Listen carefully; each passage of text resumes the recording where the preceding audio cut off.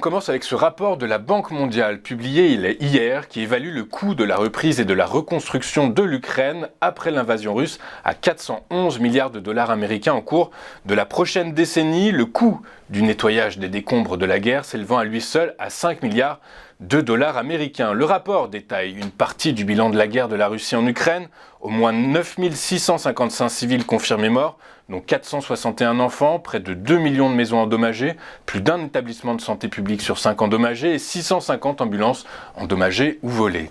Au total, la Banque mondiale a calculé jusqu'à présent 135 milliards de dollars américains de dommages directs aux bâtiments et aux infrastructures, sans compter les dommages économiques plus larges. Les dégâts seraient encore pires sans la solide défense montée par les forces ukrainiennes, a souligné la vice-présidente de la Banque mondiale pour l'Europe et l'Asie centrale lors d'une conférence de presse donnée hier. Elle a déclaré que les pires dégâts se sont limités aux régions de première ligne de Donetsk, Kharkiv, Louhansk et Kherson. Dans l'état actuel des choses, selon la Banque mondiale, l'invasion russe a anéanti 15 années de progrès économiques en Ukraine, réduisant le produit intérieur brut de l'Ukraine de 29% et plongeant 1,7 million d'Ukrainiens dans la pauvreté.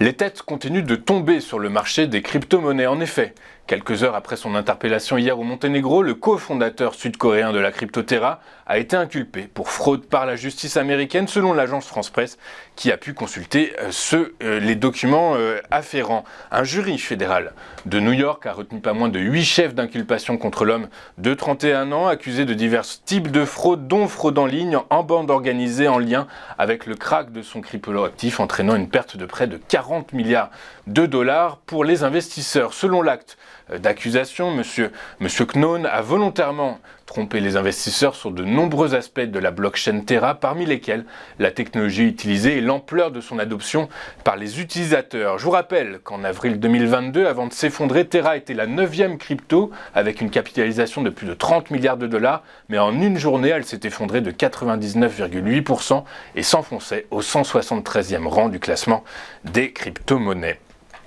Le nombre d'Américains ayant déposé une nouvelle demande d'inscription au chômage a légèrement diminué la semaine dernière, ne montrant ainsi aucun signe pour l'instant que les récentes turbulences sur les marchés financiers suite à la faillite de 2 banques régionales aient eu un impact sur l'économie américaine. Les demandes initiales d'allocation de chômage de l'État ont chuté de 1000 unités à 191 000 pour la semaine terminée le 18 mars. Les économistes attendaient eux en moyenne 197 000 inscriptions au chômage. Ajouté au fait que les ventes de nouvelles habitations ont marqué une hausse inattendue, les récentes statistiques en provenance des États-Unis témoignent d'une forte résilience de l'économie américaine.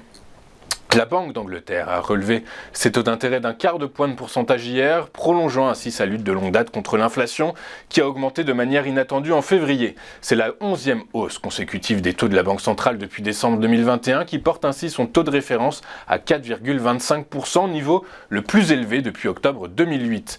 La décision a été votée par 7 voix, 2 membres du comité s'étant prononcés pour un statu quo. La Bank of England, qui tente de concilier de faibles perspectives économiques et des inquiétudes sur les banques avec une inflation toujours élevée, a maintenu le message selon lequel son comité ne voyait guère d'urgence à poursuivre avec force et obstination sa remontée des taux. En effet, l'institution estime que l'inflation au Royaume-Uni est en passe de fortement diminuer entre avril et juin, malgré la réaccélération surprise à 10,4% en février dernier. Au chapitre bancaire, la BOE, la Bank of England, a jugé le système bancaire britannique résilient. Regardons maintenant ce qu'il s'est passé hier sur les principales places boursières de la planète et les marchés européens qui, à l'issue d'une séance indécise, ont clôturé en ordre dispersé, tiraillés entre l'espoir d'une pause dans le resserrement monétaire des principales banques centrales européennes et les craintes que le problème des banques régionales aux États-Unis ait un impact plus important qu'escompté sur l'économie américaine et donc mondiale. À Paris, le CAC 40 a pris 0,11% à 7139 points. Le FTSE a reculé de 0,89% à 7499 points après la décision de la Bank of England de remonter ses taux pour la 11e fois d'affilée de 25 points de base. Comme nous venons de voir, le DAX a lui cédé 0,04% à 15 210 points. À New York, les indices actions ont clôturé dans le vert alors que les investisseurs semblent privilégier l'hypothèse d'une pause dans la hausse des taux directeurs de la Réserve fédérale américaine. Le Dow Jones a pris 0,23% à 32 105 points, le S&P 500 a gagné 0,3% à 3 948 points, le Nasdaq Composite a avancé lui de 1,01% 0,9% à 11 787 points. En Asie ce matin, la bourse de Tokyo a fini dans le rouge, pressurisée par la hausse du yen qui a pénalisé les valeurs fortement tournées vers l'exportation. Le Nikkei a cédé 0,13% à 27 385 points. En France, la santé et les biens de consommation, secteur défensif par excellence, ont été recherchés par les investisseurs. Ils ont respectivement pris 2,23% et 0,68%. La tech a profité de la baisse des rendements obligataires et s'est adjugée 1,15%. L'énergie a cédé 1,74% et les financières 1,22% sur fond donc de repli des rendements obligataires. Le titre de Sanofi a fini la journée en tête du SBF 120. Le titre du groupe pharmaceutique a bondi en bourse après des résultats positifs sur un traitement contre la bronchite du fumeur. L'action s'échangeait à la clôture à 95,84 € en hausse de 5,48%. A l'inverse, Casino Guichard ferme la marche du SBF 120. Le titre du distributeur alimentaire est emporté à la baisse par la chute du titre de sa maison mère Rallye sanctionné par les investisseurs après la publication de ses résultats annuels.